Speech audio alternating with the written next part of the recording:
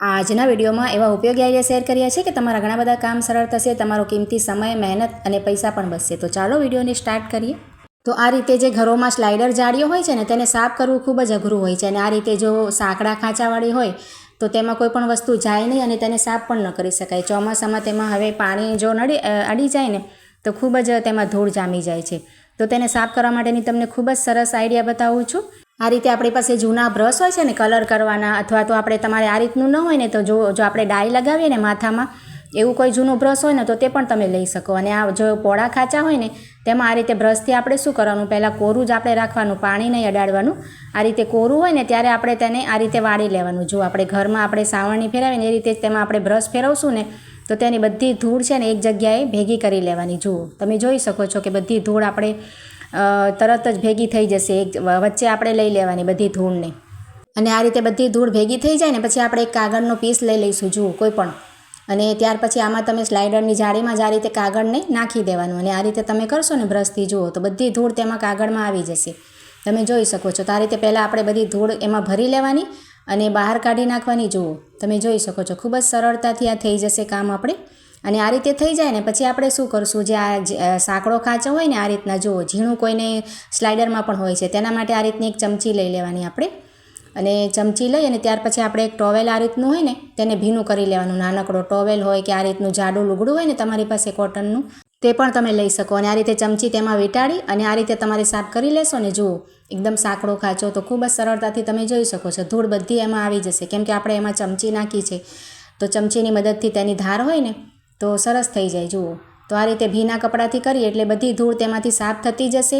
અને બધા ખાંચા તમને સાફ કરીને પણ બતાવું છું. જુઓ ચમચી આપણે અંદર હજી નાખેલી જ છે અને આ રીતે ખાંચામાં પોતું મરાઈ જશે અને બધી એકદમ ક્લીન થઈ જશે. તમે પહેલાં તેનું જોયું હતું રિઝલ્ટ. અને આ રીતે પણ કરી શકાય. જુઓ તમારે એ રીતે ન કરવું હોય ને તો આ રીતે નેપકિનને ભીનું કરી અને ખાંચા ઉપર રાખી અને ત્યાર પછી એમાં ચમચી ફેરવવાની આ રીતે.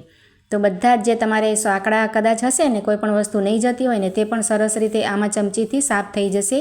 અને બધો જ કચરો જૂનું જામેલું હશે કે પછી આ રીતના હશે, જુઓ બધું સાફ થઈ જશે. અને આ નેપકિનમાં જુઓ બધી ધૂળ આવી ગઈ છે. તમને આ રીતે ઊંધું કરીને બતાવું છું. જુઓ આ રીતે બધું સાફ કરી શકાય ખૂબ જ સરળતાથી. તમે રિઝલ્ટ જોઈ શકો છો. પહેલાં કેટલી ધૂળ હતી, મેં જરાક અમથું સાફ હજી તમને કરીને બતાવ્યું છે.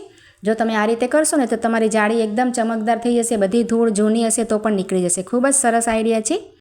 ત્યાર પછી જો આ રીતના આપણે રસોડાની સિંક પાસે છે ને આપણે વાઇપર ટીંગાડતા હોઈએ કે પછી પાણીમાં ગાળવા માટેનું ગળનું ટીંગાડતા હોઈએ, પણ છે ને અહીંયા ખીલી વગેરે ના હોય તો એમને આપણે નીચે રાખતા હોઈએ તો શું થાય કે વાઇપર છે ને ભીનાશવાળું રહે અને આપણે સુકાય પણ નહીં. તો તેના માટે તમને એક સરસ આઈડિયા બતાવું છું. જો આ રીતના આપણે નાનકડો ઢાંકણ લઈ લેવાનું. જુઓ અહીંયા છે ને મેં જે આપણે મલમ આવે છે ને સોપ્રામાઇસિન વગેરે ટ્યુબ આવે છે મલમની, તેનું આ રીતે સફેદ ઢાંકણ લીધું છે. અને હવે આપણે આ રીતના ફેવિક્વિક 5 રૂપિયાવાળી આવે છે ને તે આપણે લઈ લેવાની છે. અને તેની જે ધાર હોય છે ને તેની કિનારી એની ઉપર આ રીતે ફેવિક્વિક સરસ આપણે લગાવી દઈશું. જુઓ જરાકમથી આપણે જોઈશે, વધારે આખી તો જોઈશે નહીં. જુઓ જરાકમથી આ રીતે સરસ ચોંટી જાય ને એ રીતે લગાવી અને જ્યાં પણ તમારે આ રીતે લગાવવું હોય ને ત્યાં તમે સરસ લગાવી દો. જુઓ અને તેને સુકાવા દઈશું આપણે. 4-5 મિનિટ પછી આપણે સુકાઈ જશે. જુઓ 5 મિનિટ તો લાગશે કેમ કે તરત નહીં ટીંગાડવાનું.